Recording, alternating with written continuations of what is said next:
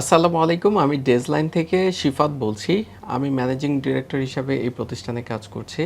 আমাদের major problem ছিল আমরা কাস্টমারের মেসেজগুলো ঠিকঠাক মতো উত্তর দিতে পারতাম না। এটা ফেসবুক হোক, ইনস্টাগ্রাম হোক, ইউটিউব হোক, যেকোনো প্ল্যাটফর্মের মেসেজের রিপ্লাইগুলো প্রপারলি উত্তর দেওয়া খুবই ডিফিকাল্ট। কারণ আমরা যখন কোনো অ্যাড রান করি তখন কিন্তু প্রচুর পরিমাণে কাস্টমার মেসেজ করে অ্যাট এ টাইম। ওই সময়টা মেসেজ রিপ্লাই করাটা এত চ্যালেঞ্জিং, মডারেটর যদি ৬ জন ১০ জনও থাকে প্রপারলি কিন্তু মেসেজের রিপ্লাইটা দেওয়া যায় না। সেই জন্য আমরা আসলে এআই এজেন্ট খুঁজছিলাম যে কারা খুব ভালো সার্ভিস দেয়। অনেক খোঁজাখুঁজির পরে আসলে আমরা লেজি চ্যাটকে পাই। মানে তাদের রিপ্লাইগুলো একদম অ্যাকুরেট হিউম্যান ক্যারেক্টারের মতো।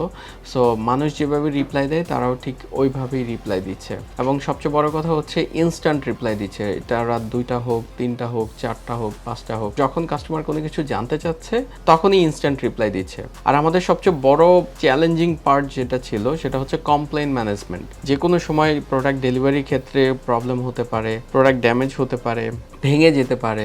এই জিনিসগুলো কিন্তু আসলে আমরা কাস্টমার যখন আমাদেরকে মেসেজ করে বা আমাদেরকে কমপ্লেইনগুলো করে আমরা কিন্তু খুব সহজে সর্ট আউট করতে পারতাম না। এখন আমাদের ওদের সিস্টেমে একটা টিকেটিং সিস্টেম আছে, যেটা হচ্ছে কোনো কাস্টমার যদি কমপ্লেইন বিষয়ে কোনো কিছু বলে সেটা টিকেট পার্টে চলে যায়। আমরা খুব ইজিলি কিন্তু কমপ্লেইনগুলো সলভ করতে পারি। সো এখন আমার গ্রাহক আসলে আমার কাছে সবচেয়ে বড়। হ্যাঁ, একটা গ্রাহককে যদি আমি ভালোভাবে স্যাটিসফাইড না করতে পারি তাহলে আমার ব্র্যান্ডের ভ্যালু কিন্তু থাকে না। তো সেই জন্য আসলে ওদের কাছে আমি অনেক কৃতজ্ঞ, কারণ এই জিনিসটা আমি অনেক বেশি সাফারার ছিলাম। সবচেয়ে বড় জিনিস ছিল যে কমেন্টের প্রচুর পরিমাণে কমেন্ট আসতো, আমি কমেন্টে রিপ্লাই দিব না মেসেজের রিপ্লাই দিব।